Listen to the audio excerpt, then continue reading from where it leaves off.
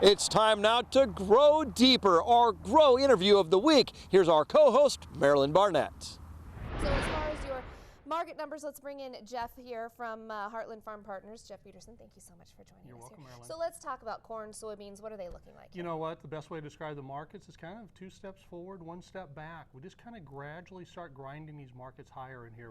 As we've talked on previous shows, we think the lows are in. We're pretty confident of that. But yet there isn't anything that's just going to cause these markets to jump higher out of here. But we do think as we move forward, we will see higher prices as we go down the road. We think there's some things brewing out there that could come into play. So 2 months here from now, what is brewing? What do you think? Yeah, we've kind of got 3 areas that we're really watching closely. We mentioned El Nino last time. It's still a big deal. I mean, we need to make sure we watch how it's impacting in main areas of Brazil, the northern areas of Brazil, predominantly Mato Grosso. The other areas over in Indonesia and Malaysia are going to play a big part, and that comes from the palm oil production. So that'll be a big deal. That can actually spill over and lend some support to soybeans, so we've got our eyes on that.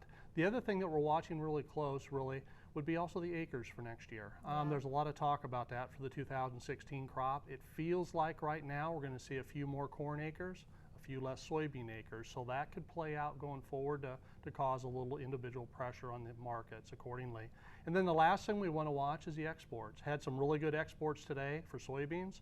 Corns are kind of dragging along a little bit, so we're going to have to watch and see if that demand picks up a little further down the road. So those are some of the things that we've got our eyes on right now. So when you look at those things, take all that into account, what should farmers be doing as far as marketing wise, do you think? It's always a fun time of the year. Things are kind of wrapping up, but there are some decisions to be made here. For those bushels that they haven't sold yet, that maybe are in the elevator, it's okay to store those or put them on delayed pricing.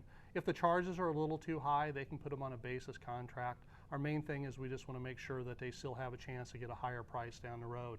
Now for some of those bushels that's in their bins yet that's unsold, don't sell those yet. Wait a little bit longer. If they've got a hedge to arrive contract against them, which there's a lot of those used, they've really got a couple decisions to make yet. One, they should be rolling those forward, get them on out against the March futures, but wait on setting the basis yet. Because of everything we've seen this fall with the prices, I think we're going to see basis levels get a lot stronger down the road also. Okay, some things to think about there. Thank you so much, Jeff. Always putting in some perspective and understandable. Thank you so much. Still to come, we meet a young woman from St. Paul, part of a unique farm mentor program. Weather is up next.